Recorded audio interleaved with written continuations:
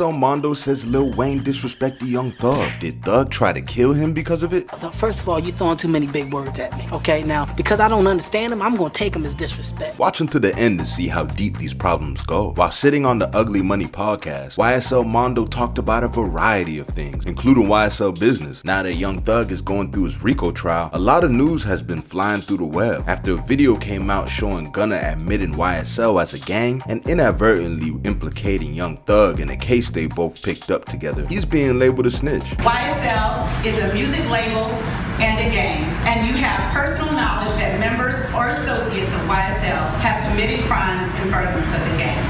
Yes, ma'am. Mondo confirmed it on the podcast, describing it as Gunna panicking rather than holding it down like a real one should. Bro, what the hell? You panic. Now that's when I need to bring back the panic word. You panic, brother. You panic, man. Them sisters going back and forth about it, brother. You panic, man. No bull. Man. Mondo talked about another artist in the interview that incited a blast from the past too, and brought up some violent memories. YSL Mondo touched on the time Young Thug met Lil Wayne for the first time. If you didn't know, Lil Wayne is Thug's favorite rapper. When Thug first jumped on the rap scene, he made it abundantly clear that Lil Wayne is his #1 favorite rapper and inspiration. So when Thug and Birdman linked up and forged a relationship, Thug thought it would bring him closer to Wayne. In fact, it did the total opposite. Well, that didn't work out the way I'd hoped. Mondo recalled Thug putting his hand out to dap up Wayne, only for Wayne to shun him. The disrespect is real around here. Birdman, according to Mondo, tried to explain to Thug that he's like that, but he'll come around. But the damage was done. Thug has spoken about the same incident a few times before. Although his love for Wayne continued to be what it was, it seemed like he accepted the fact that they may not have a relationship. That didn't stop Thug from trying to emulate his idol. He eventually released Barter 6, which was supposed to be Carter 6, but got banged with the lawsuit due to the name copying Wayne's The Carter catalog. Oh,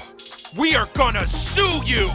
What? Not to mention Lil Wayne preparing to release the Carter 5 at the time, but was having issues with Cash Money Records. Thug also announced a show in Hollygrove, Lil Wayne's birthplace. It was a mess. Birdman carried out his plan to roll out Rich Gang with Young Thug and Rich Homie Quan, while Wayne sat in limbo with a bunch of music to release. Unfortunately, violence also came behind it, allegedly at the request of Young Thug. Lil Wayne's tour bus was shot up in Atlanta after an argument between his camp and some other people at a club. A guy associated with YSL by the name of Jimmy Renfrey was eventually arrested, charged, and sentenced to 20 years in prison for it. He eventually was released after his case was overturned due to influence from the judge. However, the shooting left a huge question mark into what's going on between Birdman, Young Thug, and Lil Wayne. It gets deeper. Sources say that Birdman and Wayne are a part of the co-conspirators list for Young Thug's trial.